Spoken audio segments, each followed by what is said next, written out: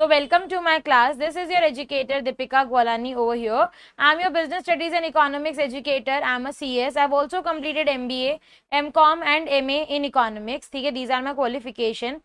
अब अगर आपको इकोनॉमिक्स ऑन योर टिप्स का अभी तक भी आपने टेलीग्राम चैनल नहीं ज्वाइन किया है तो जल्दी जाके फटाफट से ज्वाइन कर लो, क्योंकि जितने भी लिंक्स है क्लासेस के वो सारे के सारे लिंक आपको यहीं मिलने वाले हैं। तो जल्दी से जाओ, फटाफट से जाके ज्वाइन कर लो। ये मेरा प्रोफाइल है अनअकैडमी पे। इस प्रोफाइल का लिंक आपको नीचे डिस्क्रिप्शन बॉक्स में मिल जाएगा। जल्दी से जल्दी इसको जाके फॉलो कर लो। अभी वेरी सून ना we are going to have some special classes on Unacademy. तो जल्दी से जल्दी जाओ ताकि आपको क्लासेस का नोटिफिकेशन आता रहे कि हाँ मैम की क्लास हो रही है और हमको अटेंड करनी है। तो जल्दी जल्दी जाओ, फटाफट से क्लासेस का नोटिफिकेशन चाहिए तो जल्दी जाके ज्वाइन कर लो। अगर आपको अपने स्कूल के एग्जाम में टॉप करना है तो आप क्या कर सकते हो, आप अनअकैडमी का प्लस सब्सक्रिप्शन ले सकते हो और उस पर आपको 10% ऑफ मिल जाएगा अगर आप DEEPI कोड लगाते हैं तो। ओके, अनअकैडमी में हम आपको दो तरह के सब्सक्रिप्शन ऑफर करते हैं, एक प्लस सब्सक्रिप्शन और एक आइकॉनिक सब्सक्रिप्शन। ठीक है, प्लस और आइकॉनिक में क्या डिफरेंस है? हमारा जो प्लस सब्सक्रिप्शन है ना उसके अंदर आप लोगों को घर बैठे कंफर्ट से क्लासेस अटेंड करने का मौका मिल जाता है, अनलिमिटेड एक्सेस मिल जाता है सारे कोर्सेज का, इंडिया के टॉप एजुकेटर्स एक ही प्लेटफॉर्म पे मिल जाते हैं। ठीक है, और regular doubt solving sessions, exhaustive coverage of the syllabus, mentorship and guidance, study material, practice test, live test series and batch courses, ये सारी चीजें आपको एक ही सब्सक्रिप्शन पे मिल रही है, दैट इज प्लस सब्सक्रिप्शन। और प्राइजेस देखोगे तो इतने ही मिनिमम से प्राइजेस है कि तुमको क्या ही हम बताएं। 10,000 6 मंथ का चार्जेस है, 12 मंथ का चार्जेस है 15,000 एंड 15 मंथ का चार्जेस है 18,000। और अगर DEEPI कोड लगाते हो तो DEEPI कोड से आपको मिल जाएगा 10% ऑफ सारे के सारे अनअकैडमी सब्सक्रिप्शन पे। ओके, आइकॉनिक सब्सक्रिप्शन उन स्टूडेंट्स के लिए है जो चाहते हैं कि यार मैम हमसे ग्रुप में नहीं पढ़ाई होगी, हमको तो इंडिविजुअल चाहिए जो हमको ही पढ़ाए सिर्फ। तो इस केस में आप पर्सनल मेंटोर ले सकते हो, लाइव डाउट सॉल्विंग सेशंस होंगे, वीकली रिपोर्ट जनरेट होगी आपकी, पेरेंट के साथ कनेक्ट होगा, स्टडी प्लानर भी होगा और साथ में सारे प्लस के बेनिफिट्स भी आप लोगों को यहाँ पे मिलने वाले। आइकॉनिक की अगर हम प्राइस की बात करें तो आइकॉनिक का प्राइस है 6 मंथ का 17,000, 12 मंथ का 28,000, 15 मंथ का 32,000 और DEEPI कोड लगाने से आपको मिल जाएगा 10% of. Okay, ask a doubt feature की अगर हम लोग बात करें तो अनअकैडमी ने एक आस्क अ डाउट फीचर नया इंट्रोड्यूस किया है। ठीक है, इस आस्क अ डाउट फीचर के अंदर आप अपने अनलिमिटेड डाउट्स को पूछ सकते हो एंड दैट टू यार बहुत ही फ्री ऑफ कॉस्ट, मतलब चार्जेस है ही नहीं इसके। तो आप कभी भी किसी भी टाइम अपने डाउट्स पूछ सकते हो और आपको फ्री में क्या मिल जाएंगे, वीडियो की फॉर्मेट में सोल्यूशन मिल जाएंगे। सिंपली आपको आस्क अ डाउट फीचर पे जाना है, उसका फोटो क्लिक करके अपलोड करना है। ठीक है, अपलोड करने के बाद आपको क्या करना है, आपको सब्जेक्ट चूज करना है और आपको उसको अपलोड कर देना और आपको वीडियो की फॉर्म में आंसर मिल जाएगा। इस सेशन में मैं आपको ये बताने वाली हूँ कि how you can prepare the best revision notes for your board exam. Right, basically this board exams are very important as you all know. ठीक है, this board exams are very important as you all know. तो इस board exam की preparation के लिए हमको क्या क्या करना है that I am going to tell you in this lecture, in this video. ज़्यादा बड़ा वीडियो नहीं होने वाला है, ज़्यादा बड़ा नहीं है, लेकिन अपने को कुछ टिप्स एंड ट्रिक्स है जो यहाँ पे ध्यान रखनी है। अब ना देखो, दो तरह के लोग होते हैं, दो तरह के स्टूडेंट्स होते हैं। एक होते हैं बहुत लेजी जिनसे नोट्स नहीं बनते हैं, और एक होते हैं बहुत ही ज़्यादा अटेंटिव जो पूरी पूरी बुक्स लिख देते हैं। राइट, तो दोनों ही तरह के लोग जो है ना वो थोड़े डेंजरस होते हैं। हमको ना बीच का एक वे निकालना पड़ेगा। चलो, अगर हमको बनाने हैं तो भी और नहीं बनाने हैं तो भी, तो हम ऐसा क्या करें कि हम लोग उसमें से अच्छी तरह से पढ़ पाए। देखो, बहुत ही एक फैक्ट बात बताती हूँ। आज आप एक चैप्टर पढ़ रहे हो, राइट, उस चैप्टर को अगर मैं आपको बोलूँ कि आफ्टर 3 मंथ्स, आफ्टर 2 मंथ्स आप लोगों को फिर से पढ़ना है, ठीक है, तो क्या आप पूरी बुक फिर से पढ़ने वाले हो? तो फिर पहले क्या किया था? अगर पूरी बुक फिर से ही पढ़नी है तो पहले क्या किया था? ठीक है, तो सिंपल सा लॉजिक है यार। अगर हमको पूरी बुक फिर से ही पढ़नी है तो हम अभी तक क्या कर रहे थे यार? अभी तक हम क्या कर रहे थे और क्यों कर रहे थे? ठीक है, तो यहाँ पे आज जो मैं आपको सेशन में बताने वाली हूँ ना, वो सेशन क्या होने वाला है, how to prepare revision notes. बहुत सारे ऐसे बच्चे हैं बहुत तरीके से बहुत सजा सजा के नोट्स बनाते हैं ना, बहुत सारे ऐसे स्टूडेंट्स हैं बहुत तरीके से सजा सजा के डेकोरेट कर करके अच्छे से नोट्स बनाते हैं, लेकिन वो नोट्स बाद में पढ़ते नहीं है ना। ऐसा भी नहीं करना है, ठीक है, ऐसा भी नहीं करना। एक चीज़ और, ऐसे भी बच्चे होते हैं पूरे पूरे नोट्स बना रहे हैं, जैसे एक पॉइंट लिखा ना उसको पूरा पूरा एक्सप्लेनेशन लिख रहे हैं। भाई बुक ही है, बहुत है, बुक है ना, उसमें पूरा एक्सप्लेनेशन लिखा है, वापस से क्यों लिख रहे हो तुम लोग? ठीक है। तुमको क्या लगता है तुम कोई अच्छी लैंग्वेज लिख रहे हो यहाँ पे, तुम लोग वही बुक की लैंग्वेज लिख रहे हो। तो don't create book out of a book, book में से बुक थोड़ी क्रिएट करनी है हम लोगों को। तुम खुद की बुक छापना चाह रहे हो क्या यहाँ पे, या तुम्हारी बुक को तुम कहीं जाके आगे पब्लिश करने वाले हो इस चीज़ को, ऐसा तो कुछ नहीं होने वाला है ना। तो क्या तरीका है, कैसे हम लोग नोट्स बनाएं मैम, क्या करें, नोट्स बनाना क्यों ज़रूरी है, पहले ये समझ लो। मैं ऐसा नहीं बोल रही कि अगर नोट्स नहीं बनाएंगे तो नहीं चलेगा। बहुत सारे ऐसे स्टूडेंट्स हैं जो नोट्स नहीं बनाते हैं, तो नोट्स नहीं भी बनाओगे तो भी चल जाएगा, कोई दिक्कत नहीं है। उस केस में एक डिफरेंट स्ट्रैटेजी है, वो स्ट्रैटेजी भी मैं यहाँ बताने वाली हूँ। बेसिकली आज का जो मेरी क्लास है ना, मैं तुमको हर एक चीज़ का डेमो देने वाली हूँ। अगर नोट्स बनाने हैं तो कैसे बनाने हैं, ठीक है, फ्लो चार्ट बनाओगे तो कैसे बनाओगे, अगर नोट्स नहीं भी बनाना चाहते, बुक में से पढ़ना चाहते हो, तब भी मैं आपको एक डेमो देने वाली हूँ कि उसके अंदर भी हमको क्या करना है, राइट। एक चीज़ यहाँ पे मान लेना, चलो पहले थोड़ा सा अपन देख लेते हैं कि वाई नोट्स आर इम्पॉर्टेंट, क्यों हमको नोट्स बनाना ज़रूरी होता है, ठीक है। क्यों ज़रूरी होता है, देखो एग्ज़ाम से एक दिन पहले या एग्ज़ाम वाले दिन सुबह it is not at all possible कि आप सारी चीज़ें फिर से रिवाइज़ करो, ठीक है। अगर मेरे पास कोई बुक है, सपोज देखो मेरे पास ये इंडियन इकोनॉमिक्स की बुक है, इज़ इट पॉसिबल कि मैं इसका एक एक चैप्टर एग्ज़ाम से पहले रिवाइज़ करूँ, पूरा चैप्टर, इज़ इट पॉसिबल कि मैं इसका पूरा चैप्टर एग्ज़ाम से पहले रिवाइज़ करूँ, ऐसा ज़रूरी है, ऐसा पॉसिबल है, मैं तो नहीं कर सकती, ठीक है। एग्ज़ाम से सुबह वाले दिन अगर मैं बात करूँ, वैसे तो पढ़ना नहीं चाहिए, लेकिन चलो ठीक है, हमारी आदत है, हम पढ़ते हैं। एग्ज़ाम के सुबह वाले दिन मैं सब कुछ रिवाइज़ नहीं कर सकती, ठीक है। मेरे पास क्या है, मिनिमम टाइम, और उस मिनिमम टाइम में मुझे मैक्सिमम रिवीजन करना है, ठीक है। उस मिनिमम टाइम में मुझे मैक्सिमम रिवीजन करना है, और मेरे पास ऐसा कोई भी अलादीन का चिराग नहीं है कि जिससे मैं वो पूरी की पूरी बुक अपने माइंड में फीड कर लूँगी एक बार में, बस ठीक है सब गया एक बार का। नो, ऐसा नहीं हो सकता। तो उसके लिए मुझे क्या चाहिए, रिवीजन नोट्स चाहिए। उसके लिए मुझे क्या चाहिए बच्चा लोग, उसके लिए मुझे रिवीजन नोट्स चाहिए, ठीक है। दूसरी चीज़, जब हम एक्चुअल में पढ़ाई करते हैं, हम बहुत सारी अलग अलग बुक से लेके पढ़ते हैं। जैसे फॉर एग्जांपल मैं यहाँ पे आपको बताती हूँ, जैसे आप लोग पढ़ रहे हो तो आप है ना एग्जाम आइडिया भी लेके बैठ सकते हो, आप है ना, ये मेरे पास एक और बुक है, और भी आप एनसीईआरटी बिजनेस स्टडीज़ की लेके बैठ सकते हो, बहुत सारी बुक्स लेके बैठते हो। तो जब हम पढ़ते हैं ना, तो हम बहुत सारी बुक्स लेके बैठते हैं कि चलो एक से नहीं तो दूसरे से समझ आएगा, दूसरे से नहीं तो तीसरे से समझ आ जाएगा। तो उस टाइम ना, टाइम है हमारे पास अभी, हम अच्छे से पूरी सारी बुक में से पढ़ते हैं। लेकिन एग्जाम के एक दिन पहले क्या तुम्हारे पास इतना टाइम होगा कि तुम सारी बुक्स को फिर से लेके बैठो, हाँ ये पॉइंट मैंने यहाँ से पढ़ा था, ये वाला पॉइंट मैंने यहाँ से पढ़ा था, ये वाला पॉइंट इस बुक में अच्छा दे रखा था। इतना टाइम नहीं है, इतना टाइम नहीं है, ठीक है। ट्राई टू कंसोलिडेट एवरीथिंग, ठीक है। अगर तुम पहले से नोट्स बना दोगे, अगर तुम उसको लिख लोगे सब जगह, तो यहाँ पे हमारे क्या हो जाएगा, कंसोलिडेशन हो जाएगा, सब चीज़ें एक साथ आ जाएगी, ठीक है। सब चीज़ें एक साथ एक प्लेस पे आ जाएगी हमारे पास, ठीक है। अब क्या करना है, आप अलाइन कर दोगे, आप पहले से ही अपने माइंड में फीड कर दोगे, देखो ये सारी चीज़ें मुझे एग्जाम में पढ़नी है ना। आप पहले से ही अपने माइंड में फीड कर दोगे, भाई ये सारी चीज़ें मुझे एग्जाम में पढ़नी है, ठीक है ना। तो वो सारे नोट्स ही ऐसे प्रिपेयर होते हैं कि हाँ ये सारी चीज़ें मुझे एग्जाम में क्या करनी है, पढ़नी है, तो आप अलाइन ही वैसे करोगे। और दूसरी चीज़, पूरे साल हमने कुछ नहीं लिखा है, ये तो फैक्ट है ना, पूरे साल हमने कुछ नहीं लिखा है, तो रिविजन नोट से थोड़ी राइटिंग स्पीड की प्रैक्टिस होगी, ठीक है। तो आपकी राइटिंग स्पीड ना, as a student of this covid year ना, तुम्हारी राइटिंग स्पीड बेटा बहुत स्लो हो चुकी है, क्योंकि पूरे साल तुमने कुछ नहीं लिखा है, तो तुम्हारी राइटिंग स्पीड भी थोड़ी क्या हो जाएगी, इंप्रूव हो जाएगी। ये थोड़े बहुत फायदे हैं रिवीजन नोट्स बनाने के। फिर भी नहीं बनाना चाहते, इट्स ओके, और तरीके हैं, स्ट्रैटेजीज है, बताऊंगी, पूरा प्रैक्टिकली समझाने वाली हूँ। देखो ये तो आपकी थी टिप्स कि क्यों बनाने चाहिए। अब थोड़ी सी जनरल गाइडलाइंस बता देती हूँ ना, थोड़ी सी जनरल गाइडलाइंस बता देती हूँ कि कैसे बनाने चाहिए, है ना। ये तो बता दिया कि क्यों बनाने चाहिए, थोड़ी जनरल गाइडलाइंस कि कैसे बनाने चाहिए। देखो सिंपल सा लॉजिक है, बुक से बुक मत बनाओ, ठीक है। इतने प्रिसाइज मत, मतलब इतने ज़्यादा डिटेल नोट्स मत लिखने बैठो, तुम्हारा बहुत टाइम वेस्ट हो जाएगा। अगर तुम हर चीज़ को इतना डिटेल में लिखने बैठोगे ना, तो जो मेन कॉन्सेप्ट है उसी से ही भटक जाओगे। तुम जो मेन चीज़ पढ़ रहे हो ना, वो तुम लिख ही नहीं पाओगे। एक सिंपल सा पॉइंट है, मैं मेरी भी बता रही हूँ, मैं तो ये सारी चीज़ें जो आज डिस्कस हो रही है ना, मेरा पर्सनल एक्सपीरियंस है, मैं यहाँ पे मेरे ही नोट्स शेयर करने वाली हूँ, ये सब मेरा पर्सनल एक्सपीरियंस है, ठीक है। तो प्लीज़ यहाँ पे देख लेना, समझ लेना कि क्या करना है।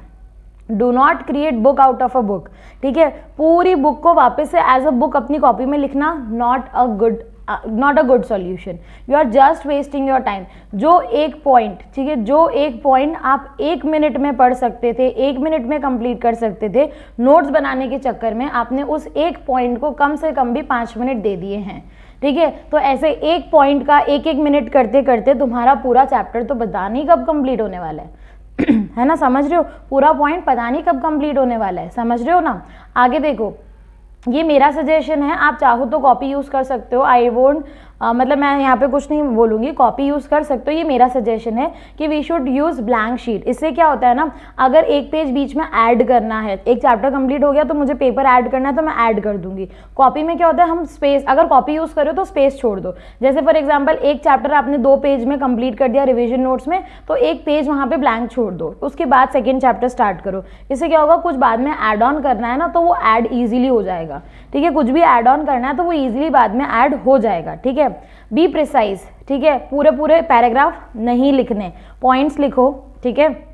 यहाँ पे पॉइंट्स लिखो, फ्लो चार्ट्स बनाओ, ठीक है, फ्लो चार्ट्स बनाओ, डायग्राम्स बनाओ, ठीक है, ये तरीका बेटर है। आप पूरे पूरे, अगर तुमको पूरा पूरा पॉइंट ही लिखना है तो तुम बुक ही पढ़ लो यार, तुम क्यों ये बना रहे हो नोट्स, ठीक है। ये नोट्स तो तुम फॉर्मेलिटी के लिए बना रहे हो फिर ना। बी प्रिसाइज, पॉइंट्स में लिखो, फ्लो चार्ट्स में लिखो, डायग्राम बनाओ। और एक चीज़ और समझना है यहाँ पे ना, अपना सिलेबस और अपने प्रीवियस ईयर क्वेश्चन पेपर ये ज़रूर लेके बैठना, ठीक है। जब भी नोट्स बना रहे हो, जब भी तुम पढ़ाई कर रहे हो, तो please previous year question paper और सिलेबस ज़रूर लेके बैठना, ठीक है। मैं पूरा तरीका समझाऊंगी, प्रैक्टिकली बना के दिखाऊंगी एक चैप्टर की नोट्स भी, और देखना 5 मिनट के अंदर बन जाएंगे। तुम काउंटिंग करना, 5 to 10 मिनट्स में एक चैप्टर पूरा नोट्स बन सकता है अगर तरीके से बना रहे हो तो, right. Previous year question paper यहाँ पे एज अ चैप्टर वाइज की बात कर रही हूँ मैं, chapter wise previous year question की बात कर रही हूँ मैं यहाँ पे, है ना। चैप्टर वाइज अगर लेके बैठोगे ना तो तुम्हारे लिए इजी रहेगा। क्यों इजी रहेगा, तुम एक चैप्टर पढ़ के उसमें से देख लो कि किस किस टॉपिक के प्रीवियस क्वेश्चन आए हुए हैं, पिछले साल क्वेश्चन किन किन टॉपिक के आए, स्टार लगाते जाओ। 1 स्टार 1 बार आया, 2 स्टार 2 बार आया, 3 स्टार 3 बार आया है, 3 स्टार वाला टॉपिक अपने आप इंपॉर्टेंट बन जाएगा। जिसके पास ज़्यादा स्टार आएंगे टॉपिक पे, वो टॉपिक अपने आप इंपॉर्टेंट बन जाएगा, ठीक है ना। तो सिलेबस और प्रीवियस ईयर क्वेश्चन पेपर आपको अपने साथ रेडी रखने हैं। अब यहाँ पे एक एग्जांपल मैं बता रही हूँ, ठीक है। पहले मैं यहाँ पे माइक्रो 11th क्लास के स्टूडेंट अगर यहाँ पे है, और नहीं भी है 12th क्लास के स्टूडेंट है, तो एक डेमो ही तो है, ठीक है, एक डेमो है, एक बार समझ लो कि कैसे क्या करना है, ठीक है। जस्ट अ सेकेंड मैं ओपन कर देती हूँ। अब जैसे फॉर एग्जाम्पल ये एक चैप्टर है, ठीक है, मैं इसको और थोड़ा सा ये कर देती हूँ। ये देखो, ये एक चैप्टर है 11th क्लास की माइक्रो इकोनॉमिक्स का, तुम सब लोग पढ़ के आए हो, ठीक है, तुम सब लोग पढ़ के आए हो, 11th क्लास की माइक्रो इकोनॉमिक्स का एक चैप्टर है, ठीक है। अब यहाँ पे देखो मैंने क्या लिखा है, इंट्रोडक्शन, और देखो बीच में इंट्रोडक्शन के मैंने सारे टॉपिक्स लिख दिए।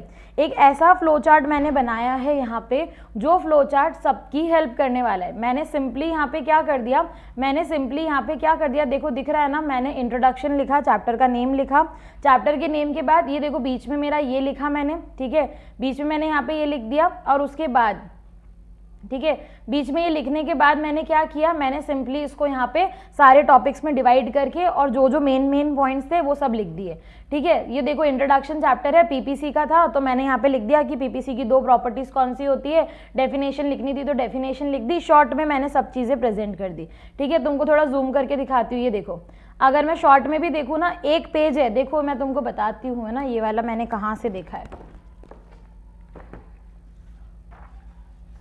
ये देखो, ये मैंने ब्लैंक पेपर लिया था, देखो ये मेरे पास ओरिजिनल है, ये मैंने ब्लैंक पेपर लिया था, और ये बीच में मैंने इंट्रोडक्शन लिखा है, और ये मैंने सारे टॉपिक्स यहाँ पे लिख दिए, देखो अगर तुमको दिख रहा हो तो, ठीक है, अगर तुमको दिख रहा हो तो ये है टॉपिक। अब इसमें मैंने सब कुछ ले लिया, अगर मेरे को मीनिंग भी लिखना था तो मैंने यहाँ पे देखो मीनिंग साथ में लिखती गई हूँ, इकोनॉमी का मीनिंग, पॉजिटिव इकोनॉमिक्स, नेगेटिव मतलब नॉर्मेटिव इकोनॉमिक्स, अपॉर्चुनिटी कॉस्ट, सारी चीज़ें देखो, सारी चीज़ें ब्लैंक शीट पे किया है मैंने, ब्लैंक शीट पे, और ऐसे मैंने सारे चैप्टर के बना रखे। देखो कंज्यूमर इक्विलिब्रियम, और कार्डिनल, ऑर्डिनल, कार्डिनल के अंदर क्या क्या टॉपिक्स है, ऑर्डिनल के अंदर क्या क्या टॉपिक्स है, सब चीज़ें टोटल मैंने अच्छी तरह से यहाँ पे प्रेजेंट कर दी है, ठीक है ना। तो दिख रहा है ना सब लोगों को, तो बहुत सही से, बहुत तरीके से मैंने चीज़ें यहाँ पे प्रेजेंट करी है, ताकि मुझे अब देखो, तुम जस्ट इमेजिन करो, बोर्ड से पहले अगर मैं सिर्फ ये पढ़ लूँ तो चलेगा ना, अगर बोर्ड से पहले मैं सिर्फ ये पढ़ लूँ तो चल जाएगा ना, ठीक है, चल जाएगा ना। अगर मेरा आज बोर्ड है, मैं सुबह सिर्फ ये वाली चीज़ पढ़ रही हूँ,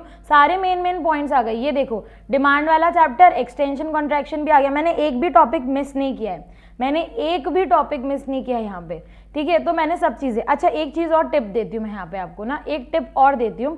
फॉर एग्जाम्पल इन केस ऐसा हो रहा है कि ना आपको ये चेंज इन फ्यूचर प्राइजेस अभी समझ नहीं आया है, ठीक है, आपने लिख तो लिया लेकिन आपको लग रहा है कि यार मैं बाद में भूल जाऊंगा या मैं भूल जाऊंगी, तो what you are going to do, ठीक है, क्या करो इसके अंदर समझना, क्या करो बच्चे लोग, यहाँ पे स्टार लगा दो। आप सिर्फ एक स्टार लगा दो कि भाई ये वाली जो स्टार है ना, ये मुझे बुक में से बाद में पढ़ना है क्योंकि मुझे एक बार में समझ नहीं आया था। कोई भी पॉइंट ऐसा है जो आपको एक बार में समझ नहीं आ रहा ना, वहाँ स्टार लगाते चलो। जैसे ही आप लोगों ने स्टार लगाया ना, मतलब एक इंडिकेशन है कि ये पॉइंट मुझे एक बार में समझ नहीं आया था, मैं भूल रही हूँ, मुझे बाद में इसको बुक में से पढ़ना है, ठीक है। तो दिस इज द थिंग। अब देखो नेक्स्ट भी देखो, सप्लाई चैप्टर भी मैंने इसी तरह से बना दिया है। सप्लाई के बाद देखो यहाँ पे इलास्टिसिटी ऑफ डिमांड था, पूरा फ्लो चार्ट देखो, फैक्टर्स फ्लो चार्ट में बना दिए सारे, जितने भी फैक्टर्स है मैंने सब फ्लो चार्ट में लिख दिए, nature of goods, time period, substitute, जो भी है 11th क्लास के जितने भी स्टूडेंट्स हैं, ठीक है। एक चैप्टर एक पेज पे बच्चा, एक चैप्टर एक पेज पे, तो सोचो कितना जल्दी रिवीजन हो जाएगा, है ना, हो जाएगा फटाफट रिवीजन।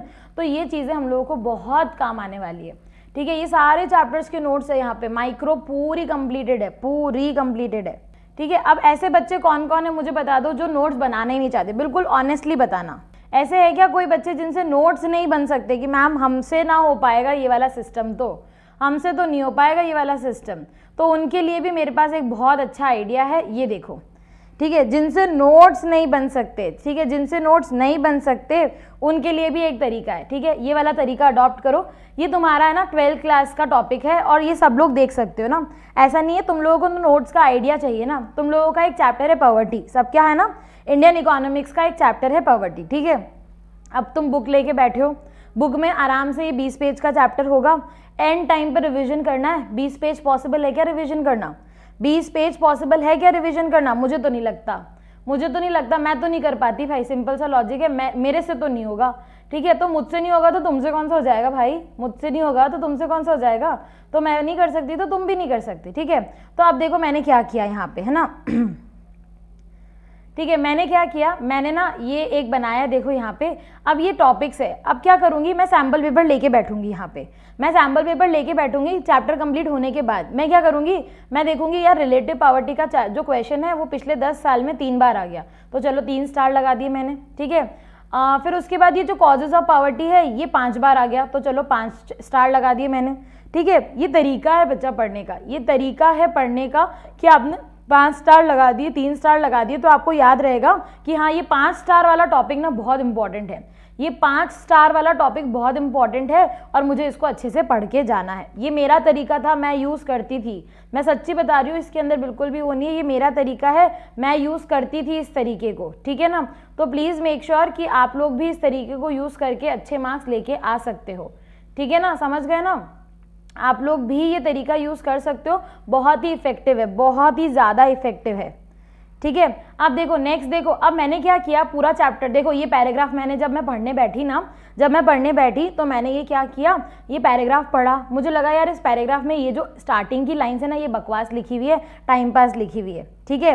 और ये क्या किया मैंने, यहाँ से इसको हाईलाइट कर दिया कि मुझे एंड टाइम पे सिर्फ यही लाइन पढ़नी है, ठीक है, मुझे एंड टाइम पे सिर्फ यही लाइन पढ़नी है। फिर मैं मीनिंग ऑफ पॉवर्टी पे गई तो मैंने देखा यार ये स्टार्टिंग की लाइन तो बकवास लिखी है, मेजर तो यहीं पर ही है, तो मैंने इसको हाईलाइट कर दिया। हाईलाइटर लेके बैठो भाई, सब 1-2 थोड़ा सा खर्चा होगा लेकिन हाईलाइटर ले लो। फिर मैंने क्या किया, who is poor heading highlight कर दी, फिर देखो ये मैंने पुअर की यहाँ पे डेफिनेशन कर दी, ठीक है। उसके बाद देखो, उसके बाद क्या है, अर्बन और रूरल पुअर था तो मैंने अर्बन एरिया के अंदर बस ये कर दिया, मुझे लगा यही इंपॉर्टेंट है और ये भी मैंने कर दिया कि बस ये इंपॉर्टेंट है मेन टॉपिक, और ठीक है।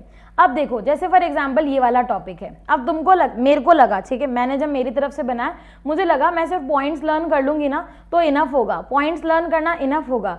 लेकिन अगर तुमको लगता है कि किसी पॉइंट में तुम एग्जाम में एक्सप्लेनेशन मन से नहीं लिख पाओगे, जैसे मैंने सोचा यार इसके अंदर मैं लिख लूंगी एग्जाम में, इसके अंदर भी मैं लिख लूंगी एग्जाम पे, ठीक है, उसके बाद मुझे लगा इसमें भी मैं लिख लूंगी, डेट ट्रैप में मैं नहीं लिख पाऊंगी, ठीक है। आप यहाँ स्टार लगा दो, स्टार लगा दो, एंड टाइम पे आपको याद रहेगा, ठीक है, एंड टाइम पे आपको याद रहेगा कि डेट ट्रैप में अपनी मर्जी से नहीं लिख पाऊंगा तो भाई मुझे यहाँ से पढ़ लेना एक बार, ठीक है। ये स्टार ना एक इंडिकेशन है कि भाई ये डेट ट्रैप का ये कंटेंट मुझे पढ़ना है एंड टाइम पे, क्योंकि एंड टाइम पे मुझसे ये नहीं होने वाला, मुझे इसका कंटेंट पढ़ना है, मैं इसको मन से नहीं लिख सकता। ठीक है, जनरली मैं ये करती थी। मेरे जितनी भी मास्टर डिग्री, मैं 3 मास्टर डिग्री होल्डर हूँ, आपको पता है, मैं कितनी बार बता चुकी हूँ। मैं सच में अभी लास्ट वाली तक भी मैं खुद यही पैटर्न फॉलो करती थी, इसलिए मैं चाहती थी कि मैं आपको बताऊँ कि क्या पैटर्न है।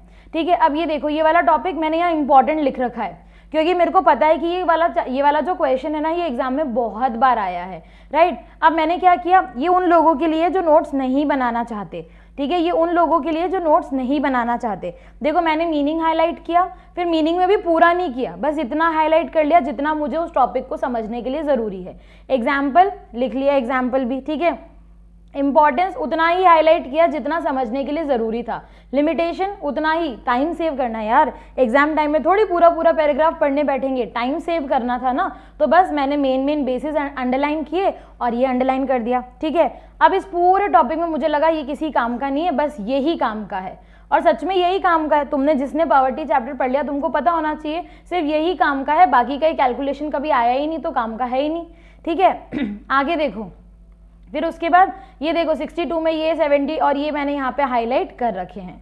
ये भाई देखो, मार्केट में ना बहुत सारे ऐसे स्टिकी नोट्स मिलते हैं, ठीक है, ये मैंने बहुत सारे मेरे पास रख रखे हैं, तुम भी अपने पास रख सकते हो। ये एक एप्पल शेप का है, ठीक है, ये मेरे पास ये थोड़ा ऐसा वाला है, ये छोटा वाला है, और ये देखो ये वाला, ये एप्पल के अलग अलग कलर्स हैं। तो ये मैंने ना थोड़े से ये इकट्ठे कर रखे हैं मेरे पास, तो आप लोग भी ये कर सकते हो। ठीक है, अब मैंने क्या किया, ये पैराग्राफ था, मैंने इस पैराग्राफ में हाईलाइट कर लिया। ठीक है, मैंने इस पैराग्राफ में क्या किया, हाईलाइट कर लिया। फिर मुझे लगा कि चलो एक स्टिकी नोट पे ये बेसिक लिख देती हूँ, तो मैंने क्या किया, बेसिक लिख दिया कि ये मुझे पढ़ते ही समझ आ जाएगा, बस ये है। ठीक है, ये मुझे पढ़ते ही समझ आ जाएगा कि भाई है ना, ये क्या है, ये इसके अंदर मेरा ये कैलोरीज और रुपीज़ का वाला लिखा है। ठीक है, अंडरलाइन करना थोड़ा सा ना वो इम्पैक्ट नहीं आता, हाईलाइटर से इम्पैक्ट अच्छा आता है। ठीक है, तो देखो ये सब चीज़ें मैंने यहाँ पे लिखी है। उसके बाद आगे देखो, उसके बाद मैंने क्या किया, मेरे को लगता है समझ आ गया होगा। अब जैसे ये वाले पॉइंट्स ना बहुत ज़रूरी होते हैं हाईलाइट करना, ये क्रिटिसिज्म ऑफ पॉवर्टी लाइन है। अब ये देखो, ऐसे पॉइंट्स में ना लास्ट में पढ़ने में बहुत जोर आता है, इसलिए इतना अंडरलाइन कर लो, जो मेन है ना अंडरलाइन कर लो। ठीक है, अंडरलाइन कर लो कि हाँ भाई मुझे तो यही देखना है और लास्ट में मुझे यही पढ़ना है, तो बस यही पढ़ के जाना है। ठीक है, सो दिस इज एग्जैक्टली। अब ये देखो हेड काउंट रेशो, अब इतना थोड़ी पढ़ने बैठूंगी, तो मैंने यहाँ पे फॉर्मूला लिख दिया, मैंने यहाँ पे इसको शॉर्ट में फॉर्मूला लिख दिया कि भाई ये है मेरा फॉर्मूला। ठीक है, अब देखो यहाँ पे ना यही चीज़, देखो ये वाली चीज़ ना पैराग्राफ में नहीं भी पढ़नी हो, तो मैंने ये देखो एप्पल लगा दिया यहाँ पे, एक मतलब स्टिकी नोट्स लगा दिया, और मैंने लिख दिया भाई 320 से 270 हो गए थे, 55% से 22% हो गए थे, खत्म। बस इतना मुझे पूरा पैराग्राफ इसमें इतने से लाइन में समझ आ जाएगा। ठीक, नेक्स्ट देखो यहाँ पे भी है ना, ये पूरा वो दे रखा था स्टेट वाइज, तो मैंने बता दिया भाई 5 स्टेट्स थे, ये वाली चीज़ें थी। ठीक है, और उसके बाद देखो लार्ज सेक्शन ऑफ ये वाले थे, और इसमें ऐसे ऐसे था, ये पूरा मैंने लिख दिया। इन लोगों ने रिड्यूस करी, इन लोगों की अभी तक भी पॉवर्टी है, तो ये शॉर्ट में मैंने सब चीज़ें यहाँ पे लिख दी। समझ आया क्या? ये एक तरीका, जस्ट एक तरीका है आप लोगों को बताने का कि how you can prepare the notes. ठीक है, आप सिर्फ मैं आपको एक तरीका बता रही हूँ कि how you can prepare the notes. ठीक है, अब एक और तरीका है ना, ये तो वो लोग जो नहीं बनाना चाहते ना, those people who don't want to make notes, तो they can adopt this technique. ठीक है, अब एक चीज़ और, अब ये देखो एक एग्जाम्पल और ले लिया मैंने। फर्स्ट चैप्टर है तुम्हारी इंडियन इकोनॉमिक्स का, देखा है ना सब लोगों ने, फर्स्ट चैप्टर है तुम्हारी इंडियन इकोनॉमिक्स का, वो ब्रिटिशर्स वाला, राइट। ये एक पेज में सारे नोट्स लिखे हैं, देख लो यहाँ पे तुम। ठीक है, ये देख लेना भाई, ये देख लो बेटा, ये एक पेज में सारे नोट्स लिखे हैं स्टार्टिंग से एंडिंग तक। मतलब मुझे एग्जाम में सिर्फ ये एक पेज पढ़ना है, मुझे सारे पॉइंट्स याद आ जाएंगे। इस एक पेज में सब कवर हो गया। देखो 1870 के अंदर हो गया, फिर बैटल ऑफ प्लासी 1757 आया।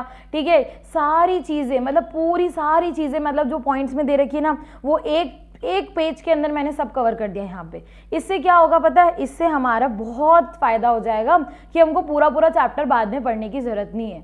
ठीक है, अगर मैं तुमसे पूछूं कि तुमको यार पॉइंट्स याद होंगे तो अंदर का तो लिख ही लोगे ना। अगेन जिस पॉइंट के क्वेश्चन, ठीक है, जिस पॉइंट के क्वेश्चन बहुत बार आए हैं उसके आगे 2-3 स्टार लगा दो, 2-3 स्टार लगा दो। ये देखो birth rate, death rate, literacy rate, IMR, ये सब चीज़ें लिखी हैं, सब चीज़ें लिखी है यहाँ पे, तुमको कोई दिक्कत ही नहीं आएगी बच्चा, बहुत इजी हो जाएगा। अब जो तुम्हारा मेजर जो टॉपिक था कि मैम अब हमको ये बता दो, अब ये देखो अभी मैंने क्या लिखा, प्रैक्टिकल एग्जाम्पल। ठीक है भाई, सब देखो, अब थोड़ा सा समझ लो, मैं एक चीज़ और समझाती हूँ यहाँ पे, है ना। क्या पूछ रहे थे तुम? हाँ, कि मैम अब तो टाइम ही नहीं बचा, है ना, अब तो टाइम ही नहीं बचा, अब हम कैसे बनाएंगे नोट्स। देखो बहुत सिंपल सा लॉजिक है, टाइम नहीं बचा, तुम पढ़ तो रहे हो ना, तुम पढ़ तो रही हो ना, तो बहुत ही ईजी है, पढ़ते पढ़ते बनाओ। रिविजन नोट्स कभी भी एक्स्ट्रा टाइम देके नहीं बनते हैं, ठीक है। तुम ऐसे कभी टाइम मत निकालो कि मुझे आज रिवीजन नोट्स बनाने हैं, मैं 1 घंटा रिवीजन नोट्स बनाऊंगी। No, never never never. Revision notes के लिए कभी भी टाइम अलग से मत निकालो, प्लीज़ मेक श्योर, है ना। कभी भी रिवीजन नोट्स के लिए टाइम हमको अलग से नहीं देना है। हम जब पढ़ने बैठ रहे हैं, फॉर एग्जाम्पल मैं आज फर्स्ट चैप्टर ब्रिटिशर्स का पढ़ने बैठी, ठीक है, फर्स्ट वाला इंडियन इकोनॉमिक्स का, तो मैंने क्या देखा, स्टार्टिंग में मैंने लिख दिया बैटल ऑफ प्लासी, ठीक है, बैटल ऑफ प्लासी 1757 में आया, ठीक है। ब्रिटिशर्स के आने से पहले, ब्रिटिशर्स कब आए, तो ब्रिटिशर्स हमारी कंट्री के अंदर आए, कब आए बच्चे लोग, ब्रिटिशर्स हमारी कंट्री के अंदर आए 1947 में, ठीक है। ब्रिटिशर्स के आने से पहले, ठीक है, बिफोर ब्रिटिशर्स हमारी इकोनॉमी कैसी थी, तो मैंने यहाँ पे लिख दिया ब्रिटिश एग्रीगेरियन इकोनॉमी थी, handicraft was the major source, और हमारी मतलब प्रॉस्पेरस इकोनॉमी थी। 3 पॉइंट लिख दिए। यार कितना टाइम लगेगा, कितना टाइम लगेगा, बहुत इजीली बन जाएगा ना, बहुत इजीली बन जाएंगे, ठीक है। एक एग्जाम्पल ले ले, लाइव एग्जाम्पल बना के दिखाऊं, ठीक है। एक एग्जाम्पल ले लेते हैं, चलो। अब सपोज ना तुम गवर्नमेंट बजट मतलब पढ़ने बैठ रहे हो, ठीक है, तुम बैठे हो गवर्नमेंट बजट पढ़ने, है ना। तो तुम क्या करोगे, सबसे पहले तो गवर्नमेंट बजट का मीनिंग लिख दोगे, ठीक है। ये बस 10 मिनट का काम है, हाँ 10 मिनट में तुमको पूरा गवर्नमेंट बजट करके बताऊंगी मैं, 10 से मतलब 12 मिनट, ज़्यादा इससे ज़्यादा नहीं होगा, तुम देख लेना, ठीक है। अब आज ना सपोज हम लोग गवर्नमेंट बजट पढ़ने बैठे, ठीक है, मैंने क्या लिख दिया, टॉपिक्स टू स्टडी, ठीक है। गवर्नमेंट बजट में कौन कौन से टॉपिक्स है, सबसे पहले है हमारा मीनिंग ऑफ गवर्नमेंट बजट, ठीक है, तुम लोग बुक में से देखना, कोई दिक्कत नहीं है, ठीक है। मीनिंग ऑफ गवर्नमेंट बजट है। सेकंड हमारा है ऑब्जेक्टिव्स ऑफ गवर्नमेंट बजट, ठीक है, ऑब्जेक्टिव्स ऑफ गवर्नमेंट बजट, ठीक है। फिर उसके बाद मेरा है components of government budget. Components के अंदर मेरे पास 2 है, एक तो है कैपिटल बजट, ठीक है, और दूसरा मेरे पास क्या है, रेवेन्यू बजट, है ना। और इसको मैं ऐसे भी लिख सकती हूँ ना, रेवेन्यू बजट भी है, और इसको मैं ऐसे भी लिख सकती हूँ, यहीं पर ही मैं लिख देती हूँ, ठीक है, यहीं पर ही मैं लिख देती हूँ कि भाई कंपोनेंट्स का एक और तरीका है मेरे पास, कंपोनेंट्स का मैं इसको एक्सपेंडिचर और रिसीट्स में भी क्या कर सकती हूँ, एक्सपेंडिचर और रिसीट्स के अंदर भी मैं इसको क्या कर सकती हूँ, कैटेगराइज कर सकती हूँ। तो मैंने ये लिख दिया, राइट। इसके बाद मैंने आगे बढ़ी और मैंने लिखा कि भाई डेफिसिट होता है बजट के अंदर, नेक्स्ट टॉपिक, और इस डेफिसिट ऑफ बजट के 3 तरह के हैं, एक तो रेवेन्यू डेफिसिट, एक प्राइमरी डेफिसिट और एक फिस्कल डेफिसिट। उतना ही लिखो जितना तुम समझ सको। मुझे आरडी पीडी एफडी समझ आ रहा है, मैं क्यों लिखूँ पूरा पूरा, ठीक है। मुझे आरडी पीडी एफडी समझ आ रहा है, मैं पूरा पूरा क्यों लिखूँ। नोट्स तुमको किसी और को नहीं देने, ये ध्यान रखना, तुम खुद के लिए नोट्स बना रहे हो, तुम खुद के लिए नोट्स बना रहे हो। मुझे आरडी पीडी एफडी समझ आ रहा है, मैं पूरा नहीं लिख रही, ठीक है। मुझे एग्जाम में भी समझ आ जाएगा, तो मैं पूरा क्यों लिखूं, ठीक है। ये टॉपिक्स है, ठीक है। अब ये टॉपिक्स में मैं बाद में फिर से आऊंगी। अब पहले मेरा फर्स्ट टॉपिक क्या है, मीनिंग, ठीक है। फर्स्ट टॉपिक क्या है मेरा, मीनिंग। अब यार तुम ही बताओ, मीनिंग लिखने की जरूरत है क्या, थोड़ा बहुत लिखना है तो लिख दो, एक्सपेक्टेड रिसीट्स एंड एक्सपेंडिचर, ठीक है, एक्सपेक्टेड रिसीट्स एंड एक्सपेंडिचर। ये मैंने एक्सपेंडिचर को EXP लिख के डॉट लगा दिया, ठीक है। ये मेरा हो गया मीनिंग, राइट। सेकंड मेरा टॉपिक है ऑब्जेक्टिव्स। तो भाई एक फ्लो चार्ट बना देती हूँ फटाफट से, ठीक है। ऑब्जेक्टिव्स कितने हैं मेरे पास, टोटल 5 है ना। ऑब्जेक्टिव्स कितने हैं, टोटल 5। तो थोड़ा सा कलर चेंज कर देती हूँ ताकि थोड़ा इफेक्टिव लग जाए, ठीक है।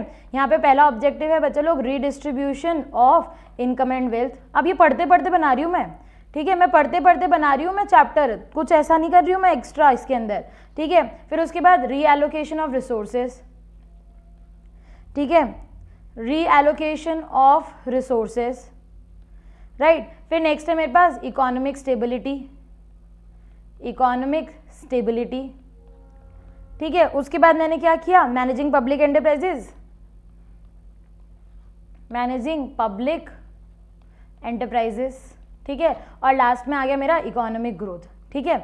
अब देखो यहाँ पे मैंने क्या लिख दिया, मैंने पहले ही लिख दिया भाई इस वाले क्वेश्चन के जो चैप्टर मतलब क्वेश्चन आते हैं वो 3 मार्क्स के आते हैं। ये मैंने पहले ही यहाँ पे लिख दिया कि 3 मार्क्स के आते हैं। अब मुझे लगता है कि यार इसमें से एक टॉपिक ना मुझे नहीं आएगा बाद में समझ में, मैं इसमें कंटेंट नहीं लिख पाऊंगी, मुझे इसका कंटेंट याद नहीं हो रहा सही से, ठीक है। तो मैंने यहाँ पे ना 2 स्टार लगा दिए। इस 2 स्टार का मतलब एंड में बुक में से पढ़ना है इसको, है ना। बाकी सारी चीज़ें तो हम लिख लेंगे, लेकिन ये वाला जो टॉपिक है रीएलोकेशन, ये मुझे बाद में बुक में से पढ़ना है। इस स्टार का मतलब ये हो गया, ठीक है। अब देखो आगे बढ़ते हैं, है ना। अपना नेक्स्ट टॉपिक क्या था, हमारा नेक्स्ट टॉपिक था कैपिटल बजट, और वो जो एक्सपेंडिचर और रेवेन्यू और वो वाला था, ठीक है। तो मैंने क्या बोला, मैंने बोला कि भाई रिसीट्स जो होती है, ठीक है, वो दो तरह की होती है। ठीक है, रिसीट्स जो होती है वो दो तरह की होती है। पहली होती है हमारी रेवेन्यू रिसीट्स, ठीक है, पहली होती है हमारी रेवेन्यू रिसीट्स और दूसरी होती है हमारी कैपिटल रिसीट्स। ठीक है, दूसरी होती है कैपिटल रिसीट्स। और मुझे ना मेरी टीचर ने, और मैंने भी तुमको ये चीज़ बताई है, ठीक है, मेरी टीचर ने मुझे बताया, मैंने तुम लोगों को बताया कि भाई जो रेवेन्यू रिसीट्स और कैपिटल रिसीट्स है ना, इनकी एक लाइन बहुत इंपॉर्टेंट है, इनकी एक लाइन बहुत इंपॉर्टेंट है, बहुत बार एग्जाम में आ जाती है, भाई एग्जामिनर की फेवरेट लाइन है।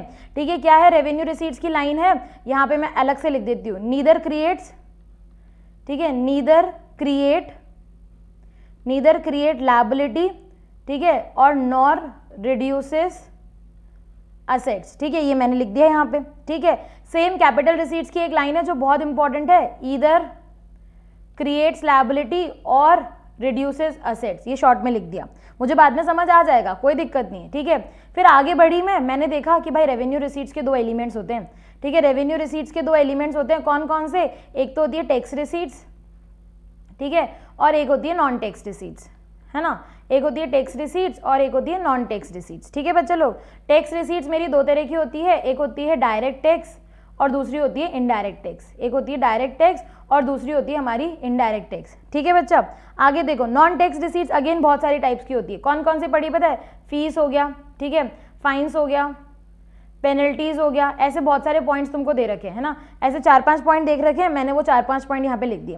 कैपिटल रिसीट्स के 4 ही पॉइंट है, पता है क्या सब लोगों को, कैपिटल रिसीट्स के 4 ही पॉइंट है। पहला है तुम्हारा बोरोइंग्स, ठीक है, पहला है तुम्हारा बोरोइंग्स। ठीक है बच्चे लोग, अब तुमको पता होना चाहिए कि बोरोइंग से क्या होता है, बोरोइंग से क्या होता है, असेट्स एंड लायबिलिटी पे इंपैक्ट आता है ना, तो बोरोइंग से मेरी लायबिलिटी क्रिएट हो रही है, मैंने ब्रैकेट में लिख दिया, बात की दिक्कत ही नहीं, पहले ही समझ आ जाएगा, बोरोइंग से लायबिलिटी क्रिएट हो रही है, इसीलिए कैपिटल रिसीट्स है। ठीक है, फिर हमारा है डिसइन्वेस्टमेंट। ठीक है, मैंने अगेन ब्रैकेट में लिख दिया, भाई डिसइन्वेस्टमेंट से मेरा एसेट्स रिड्यूस हो रहा है। ठीक है, खत्म, यहीं पर ही बात। ठीक है, आगे देखो, नेक्स्ट है हमारे पास स्मॉल सेविंग्स।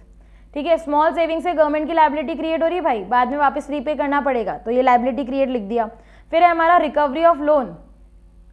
ठीक है, रिकवरी ऑफ लोन, अगर हम रिकवरी ऑफ लोन कर रहे हैं, ठीक है, अब रिकवरी ऑफ लोन कर रहे हैं तो भाई हमारे असेट्स क्या हो जाएंगे, डिक्रीज हो जाएंगे।